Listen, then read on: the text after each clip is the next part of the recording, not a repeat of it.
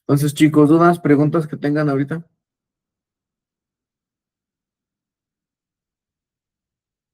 ¿O todo bien?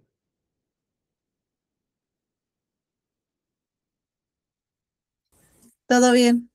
¿Todo bien? Ok, vale. Entonces, vamos a ver dónde nos quedamos. Pantalla, vamos a darle compartir.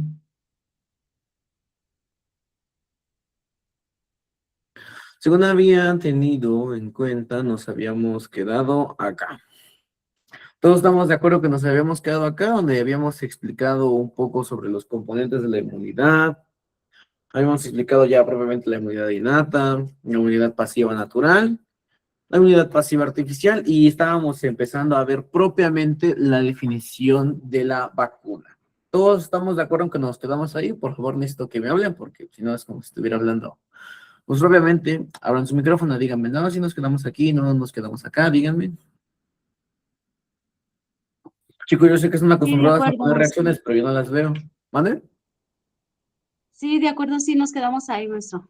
Ok, vale. Entonces, si ya no hay más temas con los temas, valga la redundancia, de inmunidad, o sea, prácticamente ya comprendemos a grandes rasgos, podemos ahora entender propiamente las vacunas, ¿vale? Vamos a ver ahorita una pequeña introducción a las vacunas, que es lo que nos importa. Y ya habíamos dicho que propiamente una vacuna no es aquella que te hace inmune más bien o te exenta de una enfermedad, sino que más bien sí te vas a enfermar, sino que únicamente lo que hacen las vacunas es inducir una memoria inmunológica, ¿vale? Similar a la duración de una enfermedad adquirida de manera, pues por así decirlo, natural. Se producen anticuerpos, que ya dijimos que cuyo nombre correcto serían, mejor dicho, las inmunoglobulinas, que limitan o impidan infecciones específicas, ¿vale? En pocas palabras, ¿sí te vas a enfermar si te vacunas? Por supuesto que sí. Lo único que va a hacer es que la enfermedad únicamente se desarrolle en un cuadro muy leve o en algunos pacientes incluso es completamente asintomático. Dijimos que no nos debemos saltar porque estamos en clase de inmunología, ¿vale? Vamos a empezar con las primeras, que dijimos que eran vacunas vivas atenuadas, que dice que son derivadas de virus o bacterias causantes de una enfermedad, los cuales han sido atenuados o debilitados bajo condiciones de laboratorio, que no nos tocaban competir ver ahorita. Nos dice que los microorganismos crecerán en la persona vacunada, pero al estar débiles no causarán la enfermedad o solo provocarán una forma muy leve, ¿vale? Una infección subclínica. ¿Cuál es el ejemplo más común de esta vacuna? Pues principalmente el ejemplo de SRP, la de sarampión, rubio de paperas, que es una vacuna de vivas atenuadas, o la SR, únicamente bivalente de sarampión y rubiola. Este tipo de vacunas, chicos, está completamente contraindicadas en las pacientes embarazadas, ¿vale? Por la respuesta inmunológica que puede ser muy fuerte. Y si recuerdan la correlación clínica con la anterior materia, que era reproductiva, dijimos que la mujer embarazada está de cierta manera inmunocomprometida, ¿vale? Por lo tanto, si tú administras una vacuna viva atenuada, va a tener no una infección subclínica, sino más bien una infección clínica, ¿vale? Un cuadro más agudo. Tenemos también propiamente a las que vienen siendo las vacunas inactivadas. Se producen por medio de cultivos de virus o bacterias. Luego son inactivadas con calor o sustancias químicas. Los microorganismos no están vivos, por lo que no proliferan en la persona vacunada y por tanto no es posible que cause la enfermedad, ¿vale? Vacunas inactivas. Tenemos también a las vacunas recombinantes, que dice que se producen insertando material genético en un organismo causante de una enfermedad dentro de células inocuas que reciben las proteínas del organismo causante de la enfermedad. Las proteínas son luego purificadas y usadas como vacunas. En pocas palabras, aquí nos habla de todo el proceso inmunológico que vimos en la anterior clase. Número uno, si ustedes recuerdan, llegan las células de la defensa, se arma ahí una guerra, en este caso se utiliza pues a un organismo, ¿vale? A un huésped que vamos a utilizar como experimento, va a su cuerpo a realizar una respuesta inmunológica, va a crear anticuerpos, va a crear inmunoglobulinas, y estas inmunoglobulinas después se retiran de este huésped y se ponen en la vacuna. ¿vale? Es una de las vacunas más interesantes y también más complejas que existen. Toxoides, vale, dice, es una toxina que ha sido modificada mediante procedimientos físicos o químicos para que pierdan su efecto tóxico, pero que conservan su inmunogenicidad. ¿Alguien conoce una vacuna que sea de toxoides? ¿O han escuchado alguna vez ese término de toxoides? Son muy populares, sobre todo cuando la gente se... Tetánico.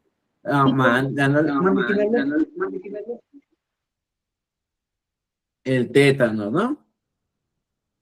El tétanos es un bacilo que proviene principalmente de la bacteria conocida como Clostridium tetani.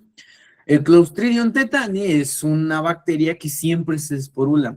Tú vas a encontrar siempre a esa bacteria en el ambiente de forma de espora. Y tú dirás, doctor, ¿qué es una espora? Bueno, chicos, una espora es cuando un microorganismo, por ejemplo, los hongos o las bacterias, no tienen la capacidad o no, el ambiente no es propicio para su desarrollo. Es como si fuera un encapsulamiento de la bacteria, donde únicamente se encuentra su material genético. Tú de manera natural en el ambiente vas a encontrarte a la bacteria Clostridium tetani en forma de espora, principalmente en el ambiente. Se puede encontrar, por ejemplo, decían metales oxidados, que es lo más común, pero también se puede encontrar en cualquier tipo de enfermedades, por ejemplo, que te muerda algún animal, también ahí se puede encontrar probablemente la bacteria. Entonces, la bacteria del Clostridium tetani no provoca la enfermedad, sino que esta bacteria produce propiamente una toxina conocida como la toxina tetánica, ¿vale? Y esta toxina tetánica es aquella que sí genera toda la sintomatología que ustedes recuerdan, que empezamos con trismus, empezamos con problemas de la contracción muscular, hay muchísimas analogías respecto a este síndrome, ¿vale? Entonces, lo que se ha hecho es precisamente explotar a esta bacteria en el laboratorio, únicamente se saca la toxina y se le quitan propiamente las condiciones tóxicas, haciéndola únicamente un suero para que pueda realizar la inmunidad en el cuerpo, ¿vale? Es la más común que tenemos. Los componentes de los productos biológicos. Vamos a ver algunas definiciones. Por ejemplo, antígenos me dice que son moléculas o fracción de la misma, capaz de ser reconocida por un anticuerpo o de receptor de las células TOB. Con lo que ya vimos de la inmunidad, creo que ya sabemos reconocer las células TOB. La mayoría de estos antígenos son inmunógenos, es decir, tienen la capacidad de generar una respuesta inmune mediada por anticuerpos o células. Entonces, un antígeno, chicos, es toda molécula que puede llegar a causar una respuesta inmunitaria. Cabe recalcar que un antígeno no necesariamente tiene que ser algún microorganismo o algún patógeno que pueda desencadenar un cuadro patológico o clínico de dicha enfermedad causando manifestaciones, ¿vale? Un antígeno también puede ser en personas inmunocomprometidas algún alimento. Entonces, antígeno únicamente es una molécula o fracción de la misma que puede llegar a causar una respuesta inmunitaria, que es reconocida por las células T o B, ¿vale? Entonces, eso es un antígeno. Excipiente, una de las cosas más importantes. Cualquier sustancia añadida a un medicamento para permitir que tome la forma, consistencia adecuada y estabilidad puede ser agua, solución fisiológica o solución estéril u otras sustancias. Un excipiente, chicos, es el recipiente. Esto no solamente ocurre con las vacunas, también ocurre con todos los fármacos que habidos y por haber. Tú cuando vas a la farmacia y te recetan, por ejemplo, no sé, paracetamol, ¿no? Hay una de las presentaciones más famosas del paracetamol, es el Tempra. Es una marca comercial. Eso es un medicamento, ¿vale? Propiamente el recipiente, todo industrializado para su venta, es el Tempra. El principio activo o el fármaco en sí es el paracetamol, o si nos ponemos más técnicos, pues es el acetaminofén. ¿Qué ocurre aquí?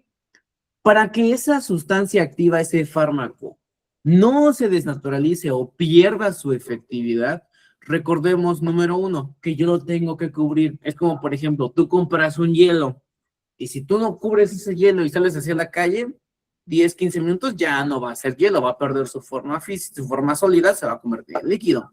Los excipientes son propiamente capas que recubren a dicho medicamento o vacuna, dándoles la propiedad para permitirles liberarse en el momento adecuado. Ahora, otra cosa muy interesante, y esto lo hago con todos los chicos. Vacuna no es sinónimo de inyección, ¿vale? Muchas veces cuando llegan los niños a vacunarse, no quieren hacerlo porque piensan que los vamos a inyectar. Y este miedo radica desde nuestras casas, ¿vale? ¿A quién no sé de ustedes? A lo mejor todavía lo ocupa, a lo mejor se lo dijeron a ustedes, en mi casa me lo dijeron, que decía, no te portes mal porque si no te voy a llevar al hospital, te voy a llevar con el doctor, con la enfermera y te va a inyectar.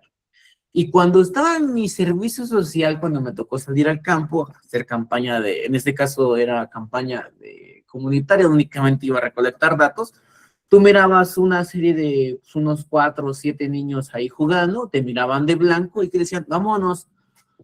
Se echaban a correr todos los niños y decían, porque nos van a inyectar. Entonces, muchas veces empezamos nosotros con este miedo con las vacunas, ¿vale? Entonces, el excipiente no únicamente se puede ser introducido al cuerpo mediante una inyección, sino también por medio de la vía oral, por medio de la vía subcutánea, entre otras. Entonces, un excipiente es propiamente el recipiente donde va a estar el principio activo o el fármaco. Conservadores, también llamados preservativos, nos dice que son sustancias que se añaden a las vacunas para evitar su descomposición o formación de cualquier contaminante de tipo biológico, bacteriano o fúngico, especialmente en presencias de frascos multidosis, ¿vale? Los conservadores, como su nombre lo dice, van a ser algunos componentes que van a disminuir que se contamine, principalmente por bacterias u hongos, o sea, fúngicos y honguitos, ¿vale? Hasta aquí vamos bien, chicos. Ahorita son casi puras definiciones. No sé si tengan alguna duda, alguna pregunta por ahí. Bueno, veo que hacen sus manitas, por ejemplo, Gibran, pues la levantó, pero los demás, ¿qué dicen? Otros son puras definiciones. O sea, está sencillito ahorita. Ok, vale. Ahora, ¿cuáles son algunos de los conservadores? El fenol, 2-fenoxietanol, o el famoso timerosal, o tiomersal. Vamos a llamar timerosal. Nos dice que es la sustancia más eficaz como bactericida, bacteriostático y antifúngico. La cantidad de esta sustancia que contienen algunas vacunas oscila entre 5 a 8 microgramos por dosis. Muy seguramente cuando les han inyectado la vacuna TDPA, la del tétanos, como normalmente la conoce la gente, podrán percatarse de que el brazo o la extremidad duele mucho, se pone roja y aparece todo el proceso inflamatorio que dijimos que era rubor, calor, tumor y dolor. Esa reacción que tiene el cuerpo, esa reacción inflamatoria mediada por el sistema inmunológico, por el sistema inmunitario, no es dada por la toxina tetánica que tiene la vacuna, sino que está dada principalmente por el conservador, siendo el primordial el timerosal, ¿vale? Es el causante de que te duela, de que se ponga rubicunda la zona, de que sientas de cierta manera ese espesor o ese ardor al momento de la administración. Es muy buena, ¿vale? ¿Por qué? Porque es bactericida, o sea que directamente lisa las bacterias o mata las bacterias. Bacteriostática, que quiere decir que hace que las bacterias no se puedan replicar, y es antifúngica, ¿vale? Pero al tener una reacción muy fuerte, el cuerpo también la resiente, ¿vale? Por eso es la que mayor cantidad de reacciones adversas contiene. Otras vacunas que pueden contener una menor cantidad, pues sí, hay quienes no, hay quienes tienen menos, ¿vale? El enrojecimiento e inflamación en el sitio de la inyección se debe a esta sustancia. Entonces, anoten esto, chicos, pregunta de examen. Yo les puedo llegar a preguntar, ¿es el conservador que causa el enrojecimiento y la inflamación en el sitio de aplicación? Y se encuentra principalmente en la vacuna TDP, ¿vale? En la vacuna del tétanos. Y ya, vamos a poner, la opción es timerosal, ¿vale? Entonces apúntenlo, pónganlo ahí de rojo, grábenselo, tatúenselo, no sé, porque esa sí o sí va a ser pregunta de examen, ¿vale? ¿Cuáles son las vacunas que contienen timerosal? Bueno, y las vacunas que contienen timerosal son la TDPA, o sea, la del famoso tétanos, la de la hepatitis B, algunas contra el Haemophilus influenzae tipo B y la anti-influenza, ¿vale? Sobre todo las vacunas que son multidosis, ¿vale? Que son las que requieren muchas dosis, vienen de 5 a 10 dosis y tú, a pesar de llevar los estándares para la administración, pues puede haber contaminación. Ustedes saben que en el ambiente hay una gran cantidad de microorganismos, pero esas son las principales. Si yo te pongo en el examen cuáles son algunas vacunas que contienen timerosal, una respuesta puede ser alguna de estas. Entonces, tómenle captura, apúntenlas, ahí pónganlo con un color rojo, utilicen un marcatextos, porque esta también va a ser pregunta de examen. Vacunas que contienen timerosal, ¿vale? ¿Dudas, preguntas hasta ahorita? Pues tampoco es sencillo, ¿no? Creo que no vamos tan mal, pero necesito ver sus lugares, o alguien diga, sabe que yo tengo duda con esto, o todo bien hasta acá, chicos. Ok, bueno, parece que estamos, vamos bien, vamos bien. Todo bien. Esto está sencillito, ¿vale? Ya cuando lleguemos a René, pues ahí sí ya va a haber más complicaciones, sobre todo por la actualización. Ahora, muchas vacunas también contienen antibióticos, ¿vale? Y aquí es una pregunta que yo puse. Eso lo hago cuando hago presencial, esto es una ruleta. Y pues pongo ahí los números de lista y pues ya quien salga sorteado, pues le toca responder la pregunta. Pues aquí pues no podemos hacer eso. Pero no, dice, ¿cuáles son los antibióticos que pueden contener algunas vacunas para prevenir la contaminación bacteriana? Y son estas. Antibióticos para prevenir la contaminación bacteriana tenemos a la nemicina, estreptomicina, polimixina y la anfotericina B, que la anfotericina B la pueden encontrar sobre todo con acciones antifúngicas, ¿vale? Un antimicótico. Pero sepan que en las vacunas, principalmente las multidosis, pueden llegar a tener timerosal, que dijimos que es aquel que causa la reacción inmunológica o inmunitaria de que te duela, de inflamación. Y también algunas vacunas pueden llegar a tener antibióticos, principalmente las multidosis. ¿Cuáles son los principales antibióticos? Neomicina, streptomicina, polimixina B y la anfotericina B. ¿Vale? Esta como tal no la voy a preguntar, lo que sí me interesa es lo del timerosal y lo de cuáles contienen timerosal, ¿vale? Eso es nada más que quede con la curiosidad. Aquí algo muy importante. Si algún paciente es alérgico a este tipo de antibióticos, habría que considerar el riesgo-beneficio o si ahora sí que es inmunodeprime antes, precisamente para administrarle su vacunación. ¿Vale? La red de frío, bueno, aquí no me voy a englobar mucho, pues prácticamente es un refrigerador, ¿vale? En muchas ocasiones a mí me ha tocado que compañeras dejan su comida, su coca en la red de frío. Yo sé que es un servicio muy controlado y a veces pues, nos ha tocado unas buenas regañizas, no solamente a la compañera, sino a todo el servicio en particular en la red de frío. Aquí como única pues, definición, nomás lo voy a leer, dice definición de red de frío, dice que la Organización Panamericana de la Salud define la red o cadena de frío, también es correcta. ¿Cuál de los dos es mejor? Cualquiera de los dos que quieras ocupar es correcto, ¿vale? No nos vamos a pelear porque la OMS lo llama cadena y la Panamericana lo llama red, es exactamente lo mismo, ¿no? Nos dice que es un sistema logístico que comprende los recursos humanos. O sea, prácticamente el que mantiene a la vacuna en un ambiente regulado. Pero lo que sí voy a preguntar es a cuánto se tiene que mantener la cadena o la red de frío.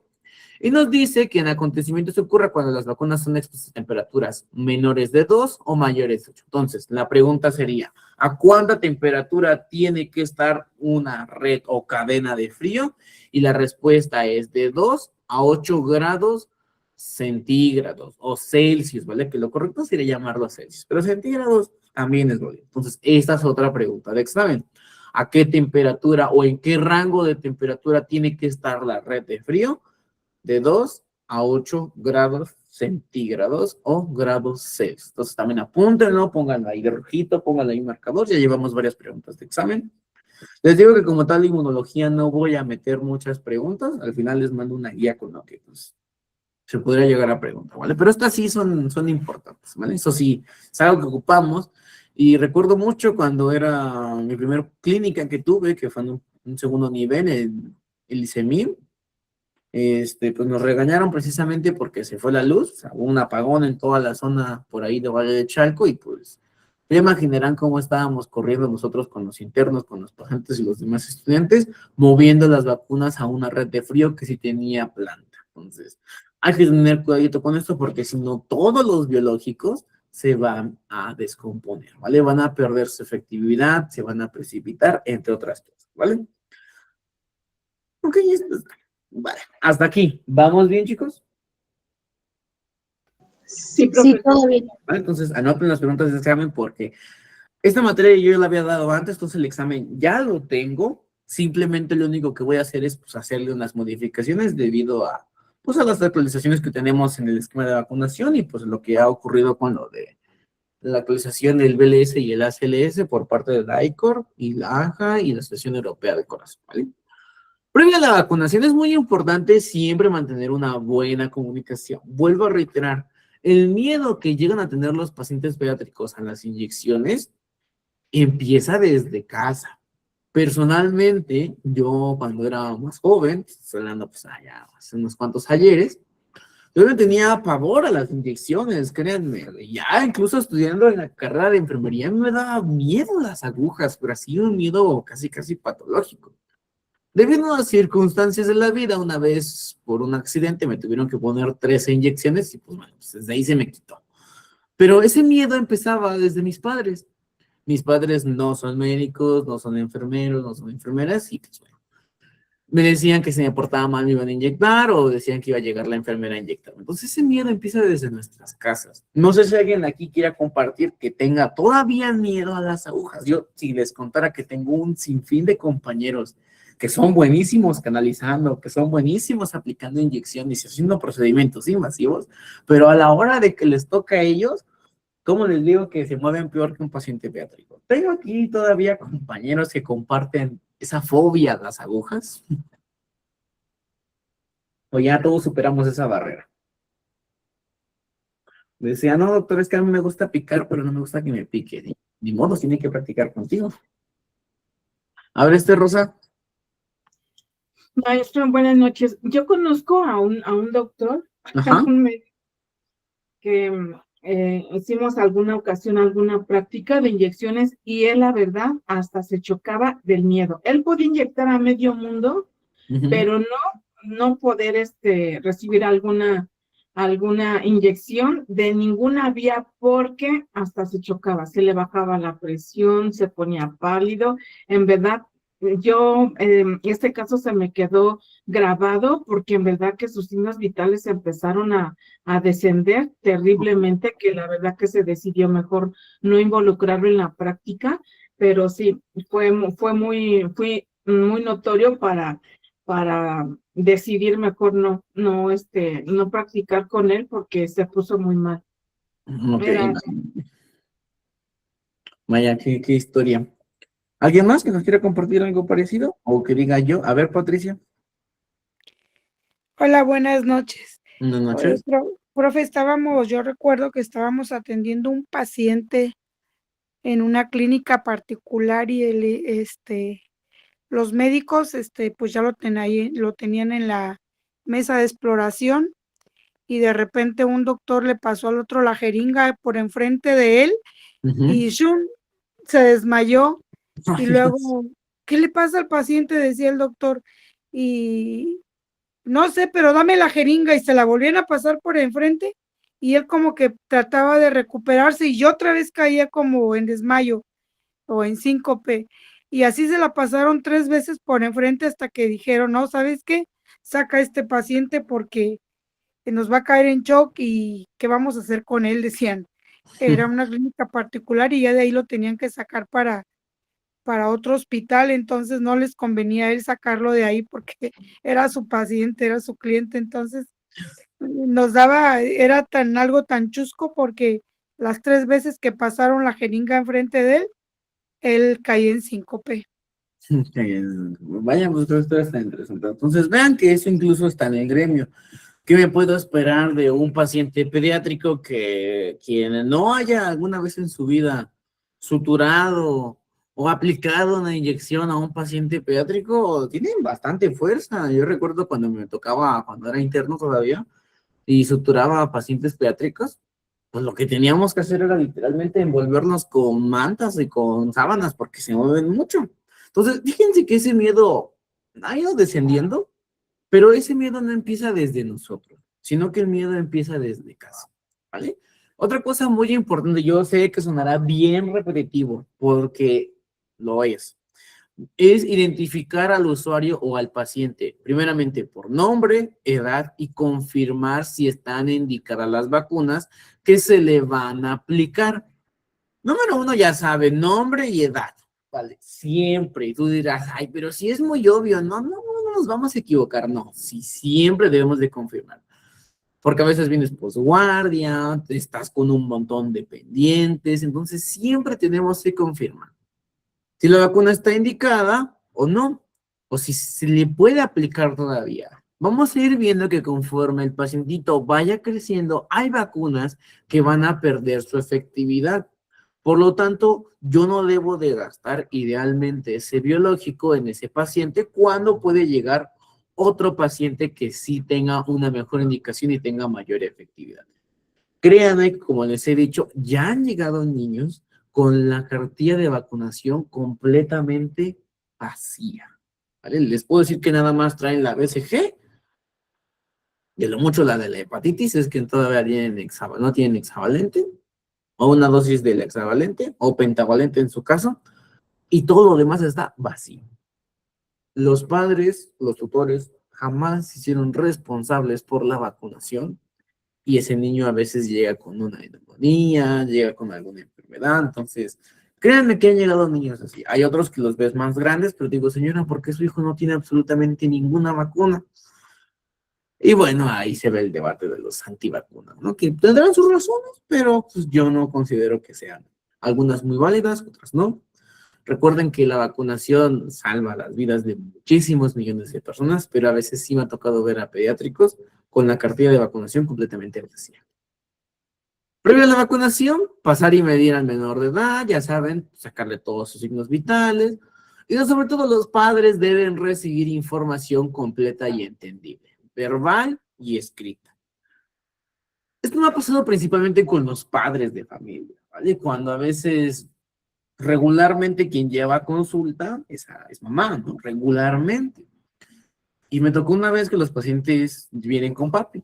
No hay ningún problema, creo que el papá también es muy dependiente y puede, así que, hacer su trabajo. Pero a veces cuando llegan con papi a consulta, los papás no saben nada de su hijo, o sea, ni siquiera saben cuándo nacieron, ni siquiera saben la edad de su hijo, o a veces ni siquiera saben que tienen un segundo nombre.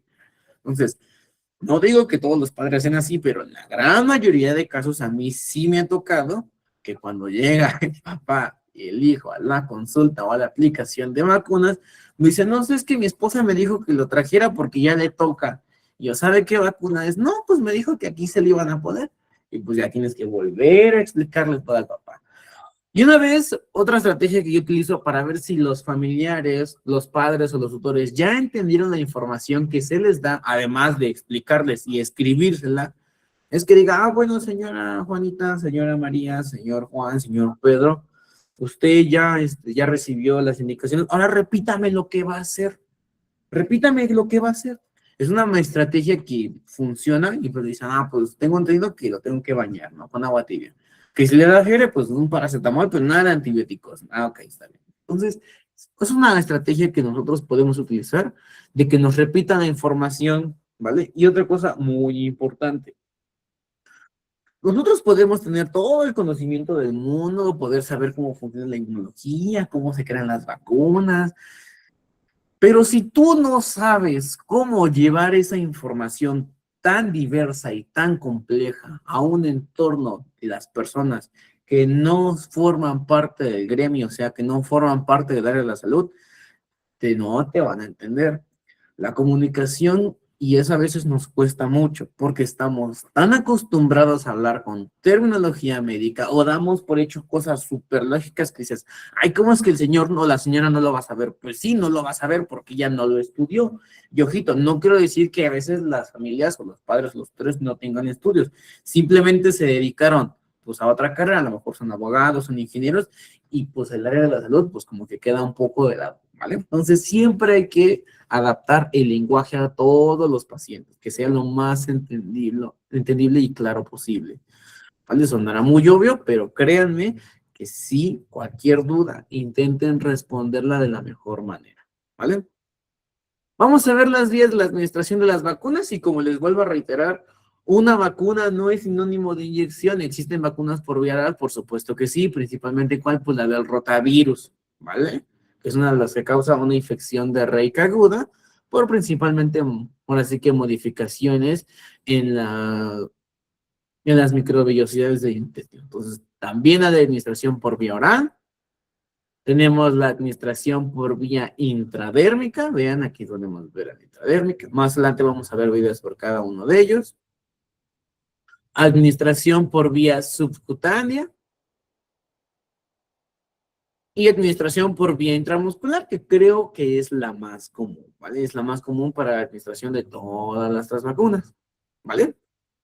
¿Dudas, preguntas ahorita con estos chicos? Que ya terminamos de ver así como que las definiciones, algunos conceptos. Esto está muy fácil, ¿no? Vamos a ir viendo vacuna por vacuna y ya al final de la clase vamos a brevemente a ver el nuevo esquema.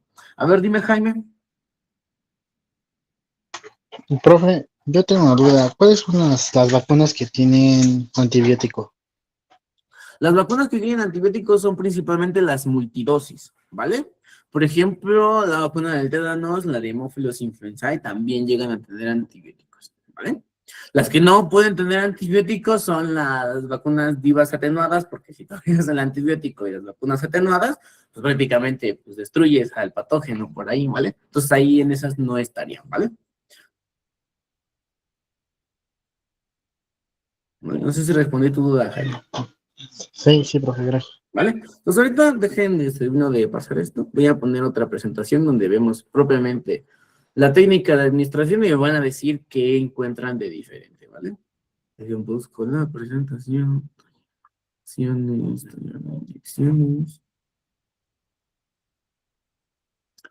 Un repaso, ¿vale? A ver, dime, Patricio.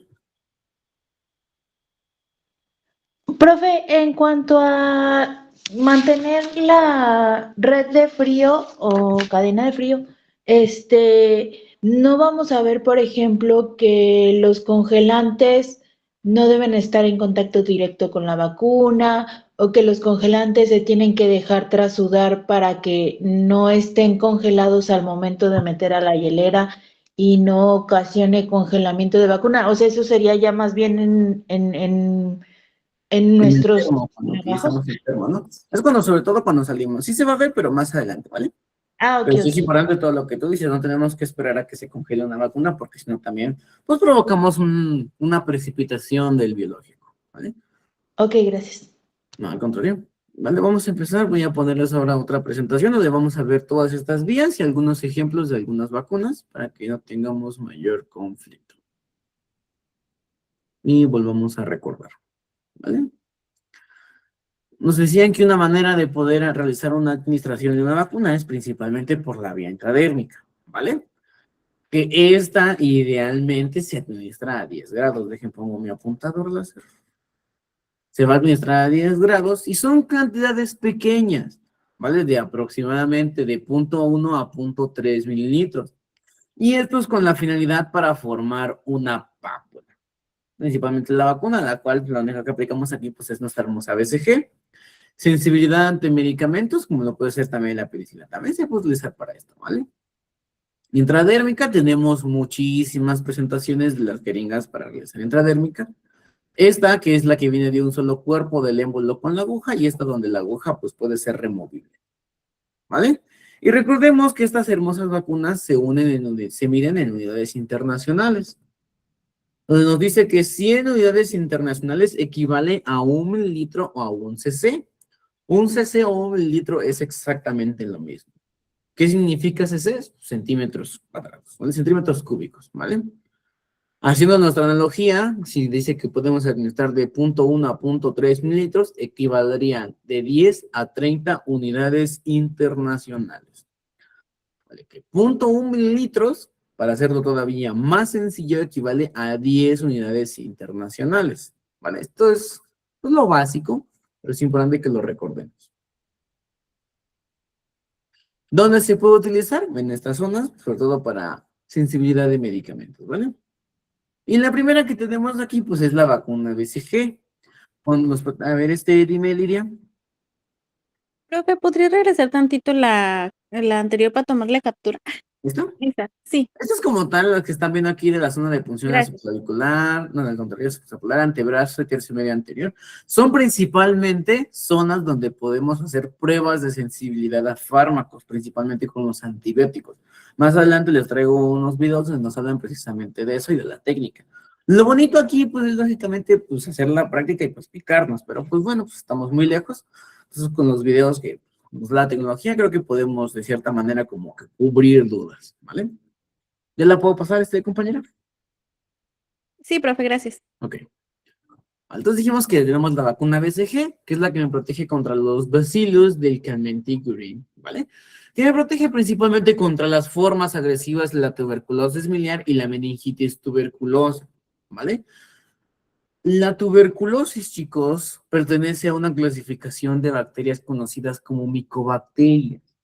Las micobacterias, hace muchos años, estoy hablando por ahí de la época de Pasteur, que cuando recién se descubrieron estos hermosos bacilos, hubo un tiempo en el que fueron clasificados como hongos. ¿Por qué? Porque la capa que protegía precisamente a este bacilo de la tuberculosis, tenía o presenta lípidos, ¿vale? Por lo tanto, cuando nosotros queríamos identificar una bacteria, no las mirábamos como propiamente bacterias, sino que cuando las mirábamos bajo el microscopio, parecían hongos. Por eso se recibían el nombre de micobacterias. Esta característica que tienen estas micobacterias, que tienen una membrana, que tienen una capa de lípidos, es lo que hace que este tipo de infecciones por este tipo de bacteria en específicas llamadas como micobacterias, que sean extremadamente difíciles de controlar y de que el sistema inmunitario se pueda defender, ¿vale? Porque tienen una formación muy similar a tus células del cuerpo. Esta protección que tienen de lípidos es propiamente lo que ayuda a que puedan evadir el sistema inmunitario, ¿vale? Por eso es que son muy difíciles de matar y son infecciones crónicas, ¿vale? Muy difíciles de controlar. Esta vacuna de BCG es también conocida también como la que nos va a dejar nuestra hermosa cicatriz, o también conocida como la marca de países en vías de desarrollo, o también anteriormente conocida como la vacuna o el signo de tercer mundo. Porque en lugares propiamente de primer mundo, como lo es en Europa y en Estados Unidos, ya no se aplica vacuna de BCG, porque la tuberculosis, de cierta manera, entre muchas comillas, porque ya hubo por ahí un rebrote, no he leído el artículo, pero por ahí hubo un rebrote de precisamente esta patología, ¿vale? Entonces, en Latinoamérica sí se sigue poniendo porque todavía somos un país en vías de desarrollo, ¿vale? Y aquí la podemos ver. La vacuna de BCG la podemos darnos cuenta que viene como en un frasquito de color ámbar, así como café. ¿Alguien sabe por qué viene en un frasco color ámbar? ¿Por qué tiene esa coloración? Porque son fotosensibles. Porque son fotosensibles. A ver, no sé quién habló, creo que fue José. Sí, fui yo, profe. Ok, a ver, pues alza tu manita porque para apuntarlo luego pues, nada más escucho la voz, pero no sé quién es, ¿vale? Eres José Salvador, ¿vale? Y después, Isabel, a ver qué más nos quieres compartir de respecto a esta coloración tan interesante.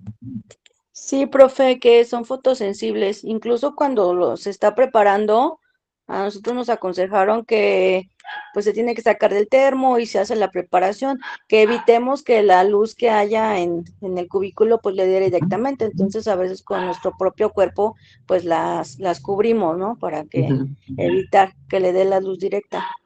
Ok. ¿Pero qué significa fotosensible? Sensibles a la luz. Que cambia puede alterar su constitución, ¿no? Constitución, ok, para ahí vamos. A ver, José y después Patricia, a ver qué nos quieren decir. Que principalmente que los virus, digamos, son, los rayos UV pues, los pueden destruir fácilmente. Entonces, por eso tanto frascos como algunas venoclisis son de color ámbar. Colorado. Ok, vamos por buen camino. A ver, Patricia, compleméntanos todavía. Muchísimo de aquí por agregar. Sí, pues iba a decir lo mismo, la luz los inactiva. Hay una inactivación, o mejor dicho, una precipitación, haciendo que se pierda la efectividad propiamente de la vacuna. Ahora, otra indicación, y que es la única que existe contra la vacuna BCG, es que al momento de realizar nuestra asepsia o limpiar propiamente el sitio de punción, no se tiene que hacer propiamente con una torunda alcoholada, sino que se tiene que hacer con las torondas especiales que únicamente tienen solución salina. A ver, dime, José, ¿tienes tu mano levantada? Sí, perdón, profe, se quedó levantada la mano. Ok, vale, no te preocupes. A ver, Isabel, ¿también tienes tu manita levantada? No, se quedó levantada, profe. Ok, se quedó levantada. Entonces, otra consideración de la vacuna BCG es que esta no se utilizan propiamente torundas con alcohol, sino que más bien se tienen que utilizar, pues, torundas propiamente, así que de solución fisiológica. Esto es porque la vacuna BCG pertenece a la clasificación de las vacunas vivas atenuadas, ¿vale? Además, como esta se va a encontrar propiamente de una vía a 10 grados, intradérmica propiamente, pues puede haber un proceso ahí con el alcohol que puede hacer un proceso bacteriostático y disminuir la eficacia de la bacteria. Y como les digo, la vacuna de BCG, que es la que nos deja nuestra famosa marca de los pobres o las marcas de países de vías de desarrollo, pues es propiamente esta pápula, ¿vale? Vamos a seguir viendo. La dosis es de 0.1 mililitros, o se hace el equivalente a 10 unidades internacionales. A ver, dime, José. También tiene otra, bueno, no con investigación, sino que se pospone la aplicación si el bebé nace bajo de peso, ¿no? Vamos a ver eso. ¿Cuántos son los kilos que también les pregunta el examen? Eso también es muy interesante y vamos a ver por qué. A ver, dime, Isabel, que también se levantada. Lo que decía el compañero, no sé si iba a preguntar el peso mínimo para el bebé. Ajá, a ver, dinos, adelántanos una vez, porque eso es pregunta de examen. Presta la atención a su compañera, porque eso sí lo voy a preguntar. Sí ¿Cuánto tiene que usar la bendición para decir si se puede o no se puede? 2 kilos para poderla, 2 kilos, a partir de 2 kilos, de 2 kilos o menos no se puede aplicar. No se puede. Entonces, si la bendición nace y pesa 2.300 miligramos, sí, pues sí, 2.300 gramos, se la puedo poner. O sea, si pesa más de 2 kilos, pesa 2 kilos y medio. Si pesa 1.9 kilos, no se la puedo poner.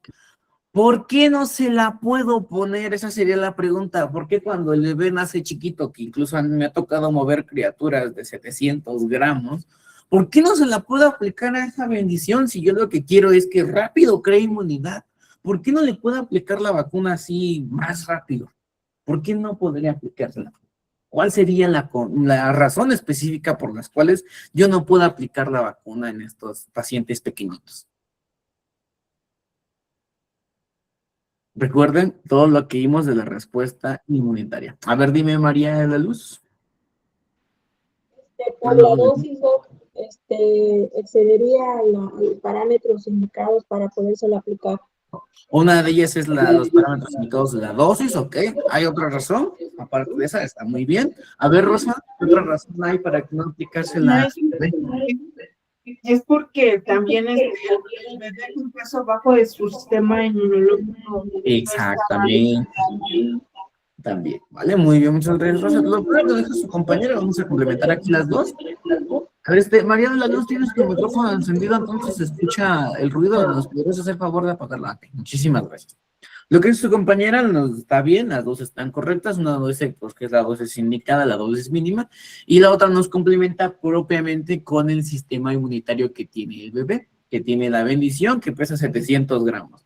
Recordemos a qué clasificación entra nuestra vacuna BCG, pues es una vacuna que es de vivas atenuadas. Por lo tanto, si el sistema inmunológico no está preparado y tú le administras propiamente microorganismos, a pesar de que estén debilitados, pues en el cuerpo de esa criatura de 700 gramos va a ser fiesta, porque todavía no tiene la suficiente madurez como para poder combatir ese tipo de microorganismos. Por eso hay que esperar a que crezca, que se desarrolle. Como bien dijeron sus compañeros, si pesa más de 2 kilos, sin problema se le puede administrar.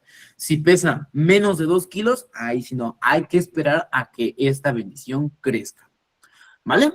Lo que dice que se administra al nacer, principalmente en las primeras 24 horas de preferencia. Hay veces en cuando el bebé tiene un Apgar de 9 y un Silverman de 1, pues miren, sin broncas, ahí mismo se les administra. No dudo que pase en todos los hospitales, pero en algunos lo hacen así.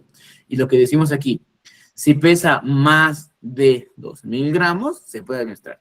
Principalmente antes de los 4 años para que tenga. Aquí me voy a modificar esto porque es en el brazo derecho, ¿vale? Ahora, la eficacia que tiene la vacuna cuando se aplica antes de los 4 años o principalmente a las 24 horas, de hecho, yo una vez lo voy a cambiar ya que estamos aquí. Que es del lado derecho. Disculpen ahí mi dislexia. Una vez ya que estamos aquí. Vale. Vale. Eficacia del 52 al 100%. ¿Vale? Es una muy buena eficacia. Se pierde la pápula, que es la bolita que vamos a ver más adelante, que cuyo nombre correcto es pápula, de unos 15 a 30 minutos. ¿Dónde se va a aplicar? Principalmente en el músculo deltoides, que prácticamente es el que tenemos aquí. Y como les digo a todos los chicos, es aquí donde la anatomía que te enseñé desde tu primer materia y que a lo mejor odiaste, dices, no, pues yo voy a ser enfermera, yo ya me voy a dedicar a cuidar y administrar vacunas, yo no voy a requerir de la anatomía. No, por supuesto que la vas a ocupar, porque si vas a aplicar una inyección, tienes que saber en qué parte del músculo precisamente para evitar lesionar nervios y vasos sanguíneos.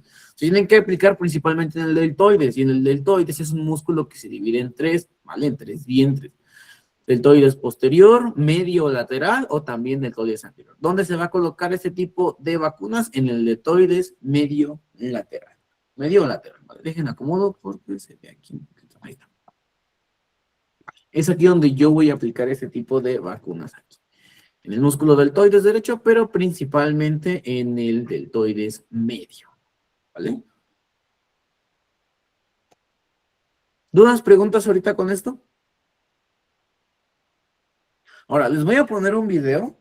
Me dicen si lo escuchan, si no, para ahorita moverlo aquí a la computadora y para que se... A ver, dime, Jaime. Profe, una pregunta. Yo he visto que luego hay niños que tienen dos marcas de la de VGC. BCG. Ajá, ¿eso es malo o es bueno? Ok, va a depender del contexto. Si ese bebé o ese niño tiene 2 marcas de BCG, puede ser por 2 razones. Número 1, que a veces vamos a ver la evolución probablemente de la pápula. Mami o papi primerizos, que pasa mucho, cuando ven ese tipo de, pues ahora sí que de bolita que se forma con su niño, piensan que es un granito y le explotan. Y bueno, no, pues ahí tenemos que revalorar si se puede reaplicar o no. Muy probablemente a ese pacientito le pasó eso, ¿vale? En este caso, papis primerizos, que digo, a cualquiera nos puede pasar, tú dirás, ay, pero sí es muy obvio, sí, pero acuérdate que son papás, y más aparte, si es su primer hijo, y más aparte, agrégales que no tienen nada que ver con el gremio del área de la salud, pues por eso la pueden llegar a reventar. De ahí la importancia de siempre explicarles. Entonces, a lo mejor se lo reventaron y lo que hicieron fue reponerle la vacunación. O también, otra cosa que pudo llegar a pasar es que al momento de aplicarle una primera dosis, reventaron ellos propiamente la pápula, administrando más dosis, o fue por una mala técnica y por eso lo tuvieron que revacunar. Entonces, esa podría ser lo más probable que pudo haber pasado. No sé si respondí tu duda, Jaime. Sí, profe, gracias. De que se puede, pero hay que valorar. A ver, dime, María de Luz. Sí, Doc, mis hijos fueron vacunados 3 veces con la BCG, al nacer, a los 6 años y a los 12 años porque hubo un brote de tuberculosis. Bueno, esa es otra historia. Estuvimos viviendo una parte, bueno, aquí en Campeche, recién nacido a 6 años, de ahí me fui a Chiapas, y en Chiapas hubo un brote y se la aplicaron. Y a los 12 años, cuando estaba en la secundaria, también se la volvieron a aplicar porque hubo otro brote. Entonces, por eso ya tiene tres dosis. Tiene 2 en un brazo derecho y una en el izquierdo. Gente, qué curioso, ¿vale? Muchas gracias por su participación. Este es un ejemplo muy claro de que muchas veces un esquema de vacunación no va a ser igual para todos. Va a depender muchísimo del contexto que se tenga esa persona. Aquí su compañera ya fue bien clara, y en cuanto a rebrotes, por ejemplo, de tuberculosis, se puede hacer otra vez la aplicación de dicha vacuna.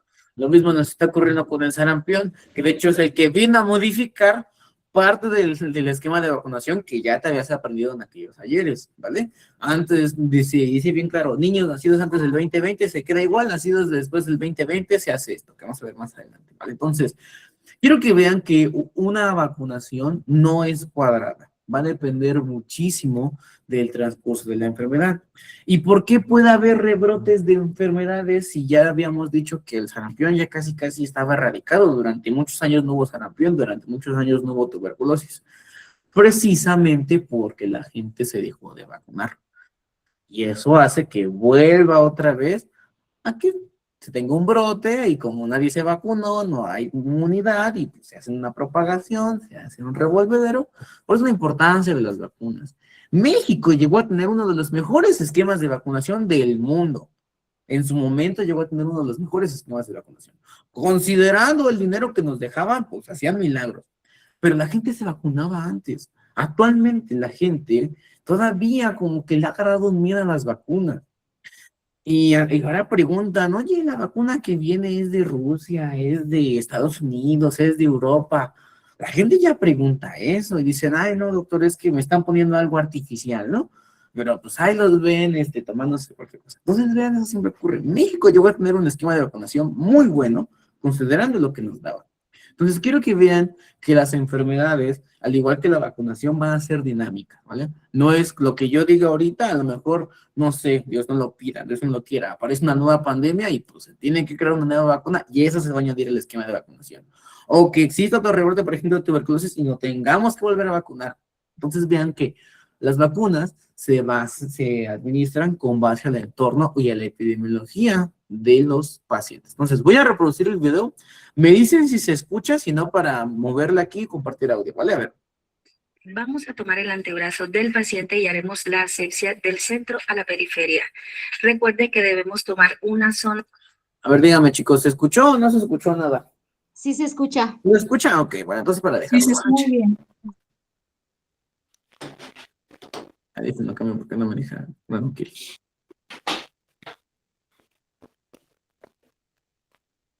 Vamos a tomar el antebrazo del paciente y haremos la asepsia del centro a la periferia. Recuerden que debemos tomar una zona que esté libre de queloides, libre de quemaduras y libre de lesiones evidentes.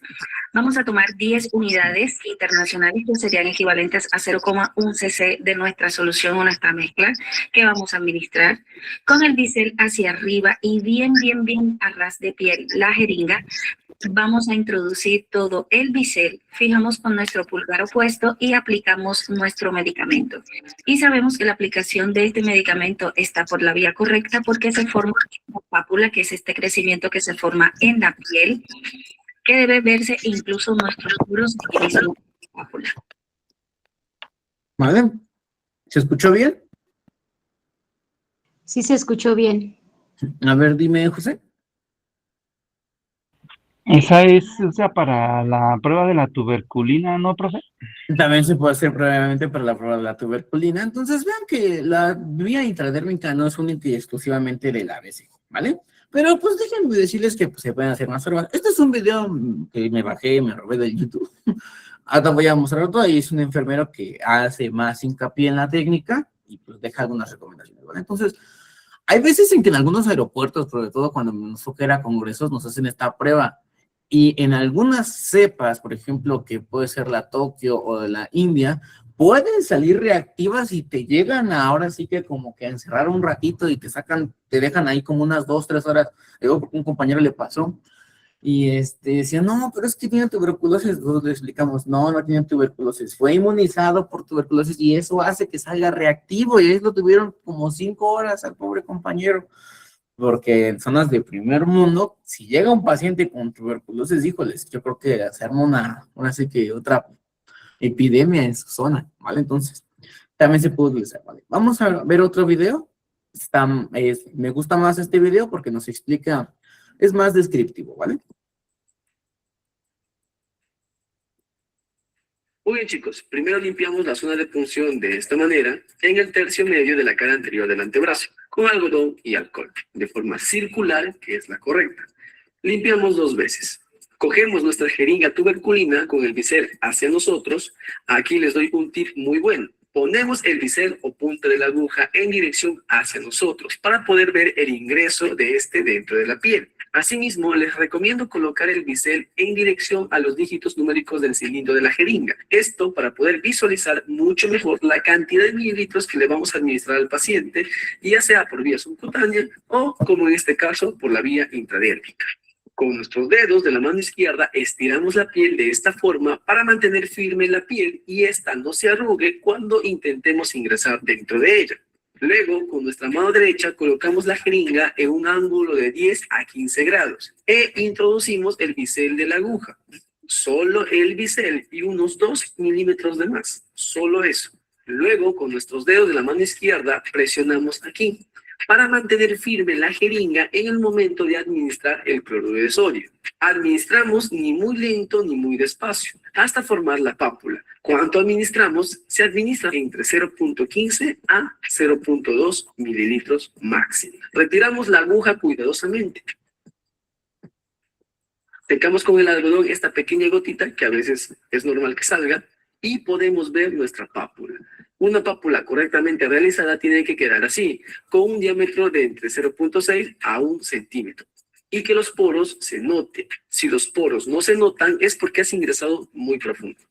Ahora, si la pápula se realiza para identificar una prueba de sensibilidad, se dibuja un círculo de preferencia de color azul alrededor de la pápula con una separación de 1 centímetro aproximadamente. Se espera de 10 a 15 minutos para observar alguna reacción. Si en ese tiempo la zona de punción y más allá de ella se pone de color rojo, con presencia de ronchas y tumefacción, o sea, se pone durito, significa que la prueba ha sido positiva, por lo cual el paciente tiene sensibilidad al medicamento. Ahora, veamos el procedimiento sin pausas.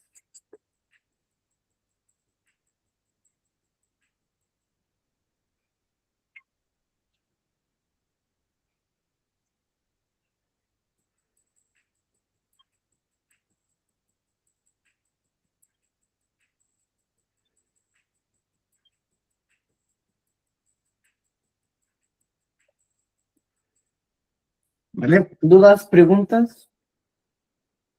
¿Sí se escuchó bien o no se escuchó los tres? Ok, parece que sí. Bueno, entonces, vean, lo bonito de esta clase, pues es propiamente a todos hacernos una pápula, pero bueno, estamos en línea, pues ya veremos cómo se la hacen ustedes allá, ¿vale? Entonces, vean, esto es lo que se llega a ver. El proceso de la evolución de la pápula es interesante y hay que explicarle reiteradamente, principalmente a padres o madres o tutores primerizos, que es una evolución normal. Porque a veces lo que hacen las mamis y papis, digo, tú dirás, pero se le explicó, sí, yo sé que se le explicó, pero es su primer hijo. Lógicamente va a estar como que todo le va a hacer daño. Entonces, ¿qué llegan a hacer? Pues llegan a aplicar ungüentos, que su barmicin, que su clindamicina, que su vitacilina, le explotan dicha pápula o mápula, administran un montón de remedios caseros también. Entonces, hay que explicarles que esta bolita, yo sé que se llama pápula, pero tú le vas a decir, oiga señora, su pápula va a evolucionar normal. La señora, pues, ¿qué es una pápula, no? No, dígale, oiga, mire, su hijo le va a quedar esta bolita, se llama pápula, va a recibir una evolución tal y tal, no la vaya a reventar, únicamente la vela con agüita tibia y pues únicamente jabón neutro y ya. Solita se va a explotar, solita se va a absorber, va a tardar tanta. Hay que explicarles toda la evolución de esta vacuna, ¿vale? Entonces, ¿dudas, preguntas ahorita con esto? Creo que no. Terminamos esta parte. Ahora, aquí está, propiamente la evolución de la pápula. ¿Qué es lo que nos dice que dura de 15 a 30 minutos posterior a la vacunación? Y vemos que es edematosa, ¿vale? Esa es la pápula. Después tenemos a la mácula, que es a partir de la segunda a la tercera semana. Dice que es roja o rubicunda. Es indura hasta por la tercera semana. Quiere decir que esta porción de la piel pues va a estar sobre todo endurecida.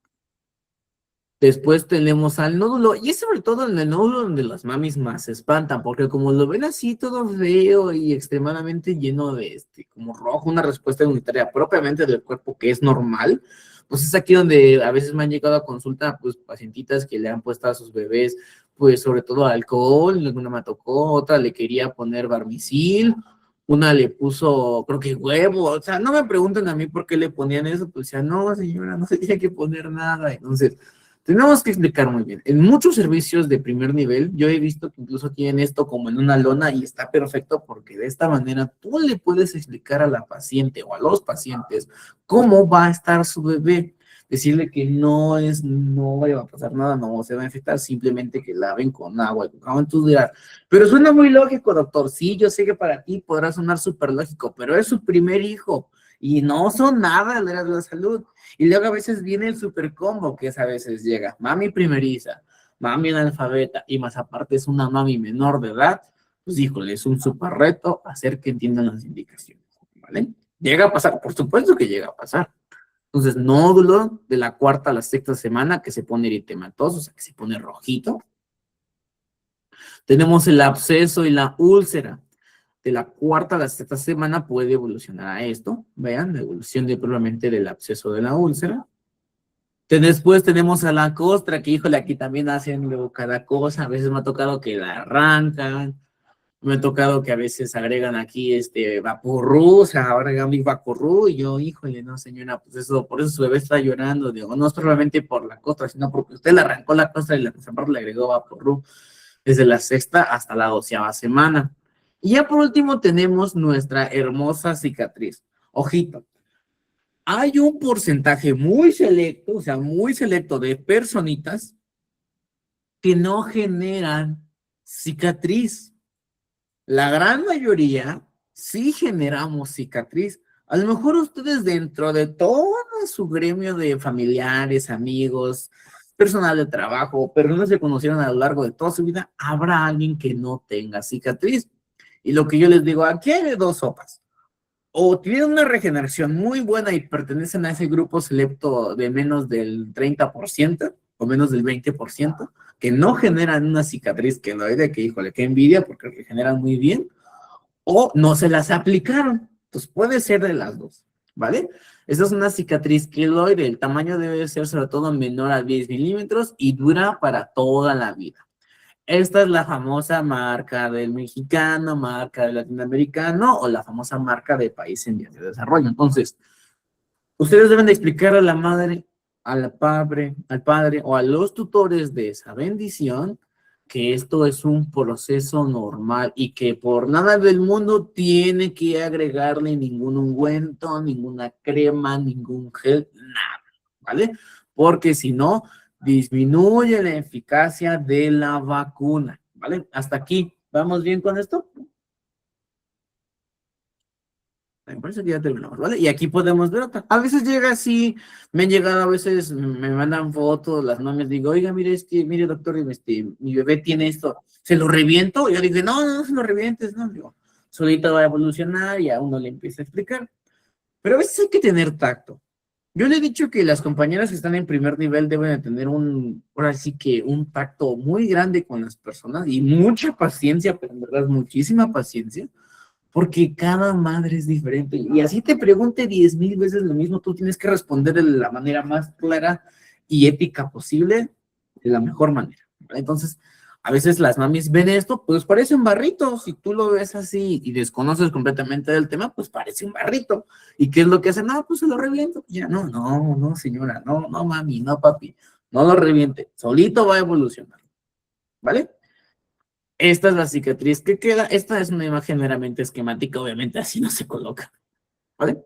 Pero vean, esa es la cicatriz que les digo, si tú perteneces a ese grupo súper selecto, menor del 30%, menor del 20%, que tienes una cicatrización muy buena, pues qué envidia, porque yo no soy así.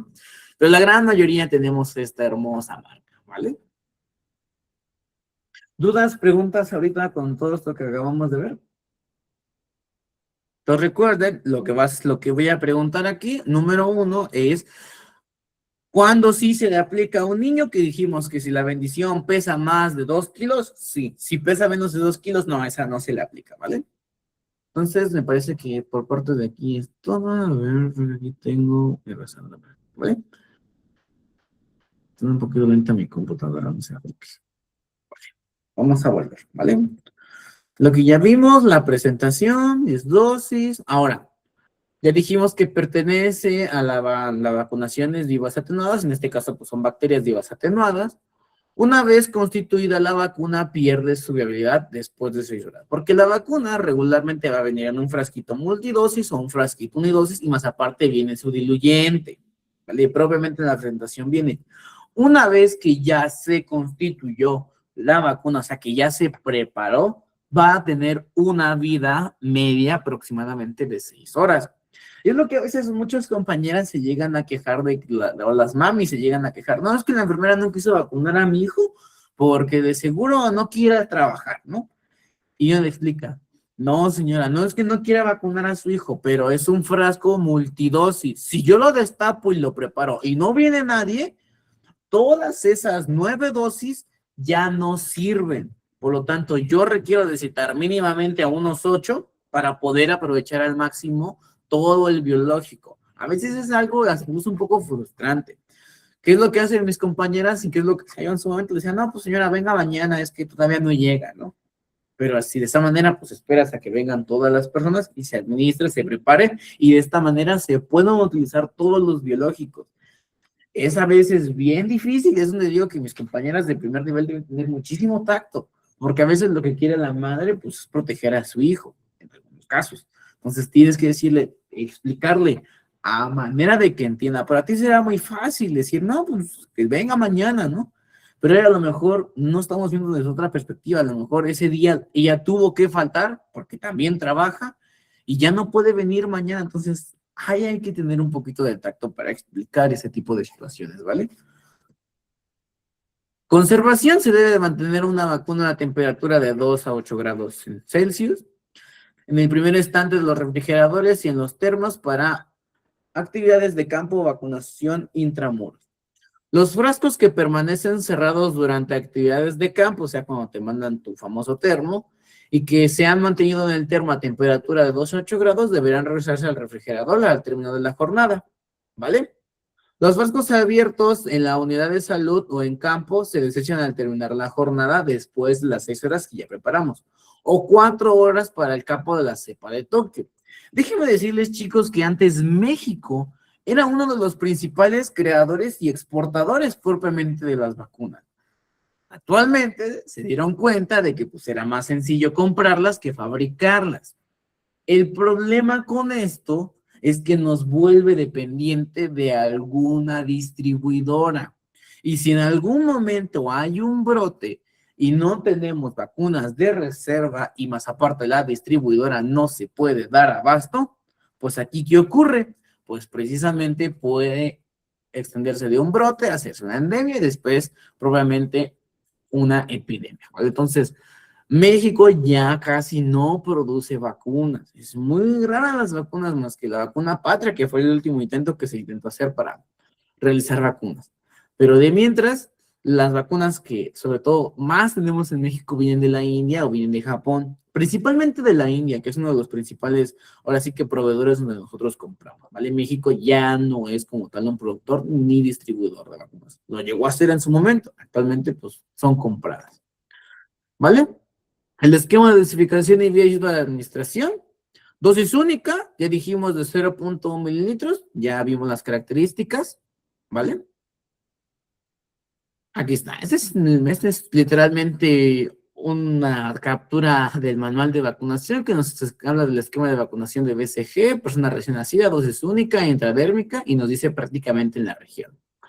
Esquema de dosificación y vía de administración, y aquí abajo nos pone precisamente esto, que si la bendición pesa más de 2,000 gramos o más de 2 kilos, sí se le aplica. Si pesa menos, no se le aplica, precisamente para disminuir la respuesta inmunológica. A ver, permítame tantito. ¿Vale? Entonces, ¿dudas, preguntas ahorita con esto? No, ok. Eficacia, ya habíamos visto anteriormente que del 52 al 100%. El efecto protector de la vacuna puede verse afectado por diversos factores, como lo puede ser el manejo de la cadena de frío, técnica inadecuada para la aplicación, que es lo que muy probablemente le pasó al compañerito que dice que conoce a alguien que tiene 2 vacunas, o a lo mejor, como es otra compañera, que hubo rebrotes y lo vacunaron, el medio ambiente, características de la población, o la diferente preparación de la vacuna BCG, que le aplicaron la vacuna que había sido preparada ya durante 7 horas y pues bueno, pues ya perdió efectividad. Que se dice, la vacuna, como dijimos, no evita la enfermedad en personas expuestas al bacilo, ¿vale? O sea, al bacilo de la tuberculosis, la micobacteria, que es súper resistente. Sin embargo, evita las formas graves en la diseminación linfohematogénica o hematógena de la enfermedad, ¿vale? El mero hecho de entrenar a tu sistema inmunológico, a tu sistema inmunitario, como ya lo explicamos, es que tú creas anticuerpos, creas inmunoglobulina. Y estas inmunoglobulinas, cuando tú tienes contacto con ese bacilo, ahora sí ya al 100% y no atenuado, pues cuando llega a tu cuerpo, todos los anticuerpos lo van a rodear en un proceso conocido como opsonización, va a ser muy identificable y va a ser eliminado rápidamente, ¿vale? Entonces recuerden, una vacuna no hace que no te enfermes, sino que muchas veces lo que hace es que no tengas un cuadro grave de la enfermedad. Por ejemplo, ahorita hablando de lo que ocurrió con el COVID, a lo mejor todos, por no decir, nos infectamos de COVID, pero como ya estábamos vacunados, pues hubo personas que no desarrollaron un resfriado por 2, 3 días y ya el otro día estaban como si nada. O había compañeros que ni presentaban síntomas, fueron completamente asintomáticos por el hecho de estar vacunados. ¿Se enfermaron? Sí, pero tuvieron un cuadro tan leve, pero tan leve que a lo mejor solamente fue como ese día que tenían pereza, a lo mejor, ¿vale? Entonces vean la importancia de la vacunación. Indicaciones que dice que para la inmunización activa contra las formas graves de la tuberculosis miliar y meningia, la vacunación con BCG está indicada en recién nacidos sanos que viven en países donde la tuberculosis es un problema de salud pública o en niños que viven en zonas endémicas. En México, chicos, hay una gran cantidad de tuberculosis todavía. Existe tanta tuberculosis en México que incluso tenemos una norma oficial que nos habla del tratamiento de la tuberculosis. Y como les dije, la tuberculosis es un bacilo bien resistente, causa una enfermedad crónica cuyo tratamiento mínimo, o sea, un tratamiento mínimo, puede ser de 1 año. Y si el bacilo que tienes es resistente, o sea, todavía más resistente, el tratamiento puede durar hasta 2 años. Entonces, es un bacilo bastante resistente y muy aguantador. Entonces, es una enfermedad crónica.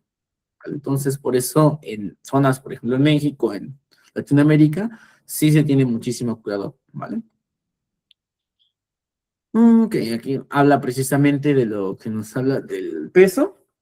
Aquí donde que nos indica aquí nuestro hermosísimo manual, nos dice, los menores de 2,000 gramos deben recibir la vacuna contra la hepatitis B al nacer, siguiendo el esquema de las 4 dosis. O sea, si el bebé pesa menos de 2 kilogramos, no se aplica BCG, pero sí se le aplica la de la hepatitis B al nacer en el esquema que nosotros ya conocemos, ¿vale? Contraindicaciones, bueno, pues el embarazo, ya vimos por qué, personas enfermas de leucemia, linfomas, mielodisplasias, etcétera. Personas con tratamiento inmunosupresor, que híjole, una persona con tratamiento inmunosupresor puede ser desde aquella persona que se han administrado dexametasona a dosis de caballo, han utilizado agentes anquilantes, corticosteroides, la radioterapia, la quimioterapia, evitar la vacunación durante el tratamiento, pacientes con inmunodeficiencias primarias, a lo mejor que tuvieron por alguna razón una agenesia de timo, o sea que no se les generó el timo y por lo tanto no tienen una buena inmunidad. Niñas y niños con antecedentes de hermanos fallecidos precozmente por sospecha de reacción a la vacuna, ¿vale? Por lo tanto, se tiene que descartar. Esto es muy raro, pero también ahí está en las contraindicaciones, ¿vale? Existen riesgos elevados del desarrollo de BCG generalizada, o sea, que genera diseminación, principalmente en pacientes con VIH. Y no sé si ustedes habrán escuchado por ahí, quien estuvo conmigo hace algunos módulos, Yo siempre he dicho que actualmente, porque lo he visto, es más fácil tratar a un paciente con VIH que tratar a un paciente con diabetes tipo 2. Créanme que si los antirretrovirales han evolucionado tanto, que actualmente un paciente nada más requiere una pastilla al día y es súper chiquitita, el famoso Biktarvy.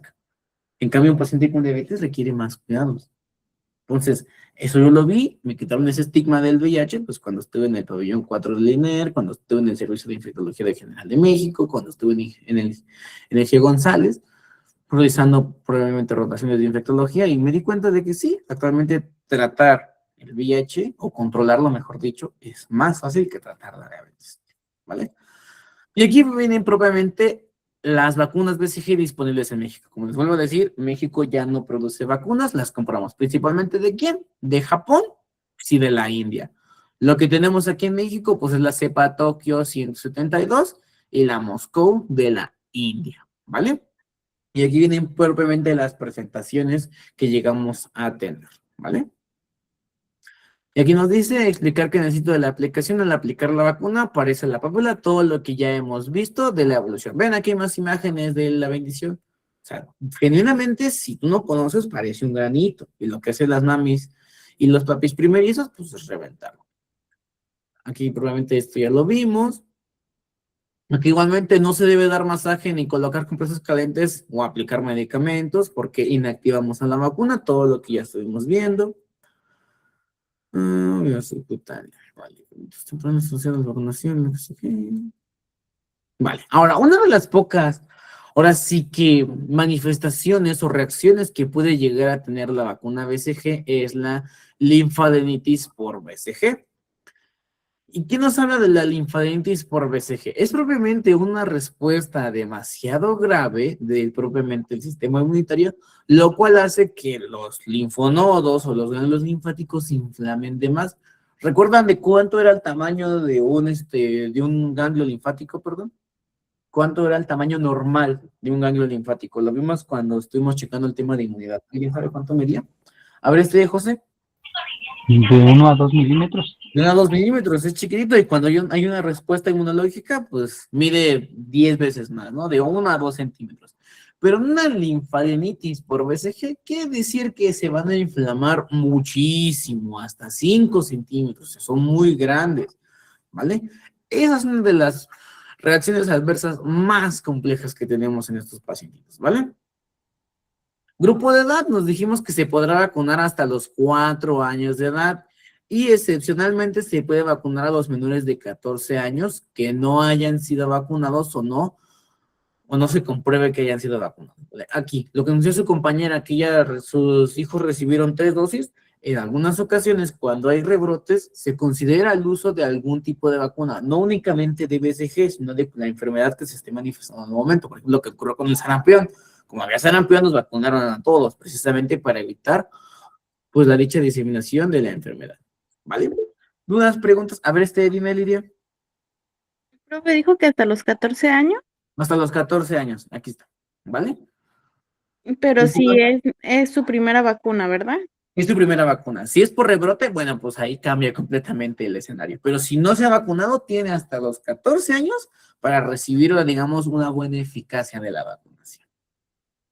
Y si no lo vacunan, ya no se podría vacunar después de Pero los sí 14 podría o, vacunar. o disminuye nada más la eficacia. Ajá, sí se vacuna, pero disminuye muchísimo su eficacia. Si de por sí cuando tú lo vacunas te tiene una eficacia comprobable del 52 hasta el 100%, pues ese porcentaje va a ser menor, el 25, 20, 10%, y además agrégale la técnica, pues en muchas ocasiones lo que nos dicen las nuevas guías es que pues prácticamente ya no tiene inmunidad, y como ya está grande, pues ya puede defenderse ante los vacilos. Entonces, suena triste, pero no podemos desperdiciar ese biológico en un paciente que no tiene efectividad, sino que lo que tenemos que hacer es utilizar ese biológico en el paciente que tiene mayor probabilidad de efectividad, ¿vale?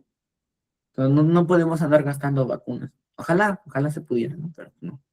A veces tenemos los recursos muy limitados. Por eso nos aconsejan hacer esta, digamos, como codiserción de algunos pacientes. ¿Vale? No sé si Profe, y en dado caso de que, bueno, el paciente no se haya vacunado y tenga tuberculosis tampoco se le aplicaría. No, porque ahí propiamente, pues el bacilo ya llegó. Si tú le aplicas la vacuna de tuberculosis, pues prácticamente ya no va a crear inmunidad porque el bacilo ya la tiene. En ese caso, con los pacientes que ya tienen tuberculosis, se inician no el tratamiento, sino más bien se le llaman esquemas. Dependiendo de la cepa que tengan en su cuerpecito, van a recibir el Dol-Val normal, Dol-Val S, y así se van a mantener durante un añito o 2 años, ¿vale? Entonces ya se les agrega, es otra historia. Es el esquema propiamente del tratamiento de la tuberculosis. Muchas gracias, profe. No, al contrario. Pues bueno, chicos, pues lo vamos a dejar hasta aquí el día de hoy, ¿vale? No sé si a menos de que tengan alguna duda, alguna pregunta, nos estaremos viendo pues, el día de mañanita. Ya me llamaron, entonces tengo que retirarme ahorita. Bueno, espero pues les estén gustando las clases, chicos, ¿vale? Espero que sean de su agrado. Aquí uno lo que intenta pues es darle lo más actual. Ya saben, a mí me certificaron apenas en vacunación, llegaron las enfermeras ahora sí que a regañarnos a todos, porque pues precisamente a veces vacunas es algo que pues, ya olvidamos. Haciéndoles sinceros, yo que me dedico a estar en urgencias, pues muchas veces las vacunas, las básicas, hasta ahí me quedé, pero el día que a mí me certificaron otra vez y me volvieron a capacitar, pues bueno, fue un dolor de cabeza porque tuve que volver a recordar lo que ya había olvidado y más aparte decir que eso ya no es actual, que tenemos que actualizarnos. Entonces, chicos, en verdad les agradezco muchísimo, de antemano un gran abrazo, espero pasen una bonita noche o bonita guardia quien esté trabajando. En verdad les agradezco, soy muy reiterativo con esto, porque pues estamos cambiando de horario, sé que muchos hacen el esfuerzo y de verdad se les agradece muchísimo, ¿vale? Vale, chicos, entonces tengan una bonita noche. Las clases, estoy hablando con control escolar, me dice que ya las subieron. Bueno, de todas maneras, si hay algún inconveniente, díganme, pues para yo decirles, ¿vale? Y había por ahí temitas Profe. calificaciones de otras compañeras. Ajá, sí, dime, Jaime. Va a quedar lunes, martes y miércoles las clases, ¿verdad? Sí, va a quedar ahora lunes, martes y miércoles, ¿vale? Su tarea, qué bonito. Gracias. De su tarea la vamos a ver mañana qué es lo que voy a pedir de su tarea para que pues, no se estresen. Nada más va a ser una, ¿vale? No quiero que se estresen porque pues, ahorita yo también, miren, perfectamente yo podría pedirles, no sé, una tarea por semana, una tarea por día, pero yo tampoco tengo el tiempo como para estarlas revisando así como a mí me gustaría revisarlas así de manera minuciosa. Y pues se me hace muy injusto nada más llegar y ponerles pies a todo cuando a la mera hora yo vi que alguien se esforzó un poquito más, entonces pues ahí como que hay unas consideraciones. Por eso les dejo pocas, porque así ustedes se concentran en hacer una buena tarea, no se estresan y yo tampoco me estreso y pues así tenemos un trabajo de calidad, ¿vale? Más que andar enviando pues cosas por inteligencia artificial que, híjole, si les dijera ahorita a los chicos cómo están llegando a las escuelas, que todo lo quieren hacer por inteligencia artificial no es un detalle. Entonces, la tarea la estaremos viendo el día de mañana, ¿vale, chicos? Entonces, si no hay más dudas, no hay más preguntas, nos vemos el día de mañana. Cuídense mucho, un gran abrazo a todos y que tengan una bonita noche, una bonita guardia, quien esté trabajando. Ay, por ahí María creo que está en el hospital. Entonces, cuídense mucho, bonita guardia, ¿vale? Pongan su gatito al revés. Hasta mañana, profe. Bye. Mañana, cuídense. Gracias, profe. Gracias, profe. Bye, cuídense, chicos. Hasta mañana. Hasta mañana. Gracias.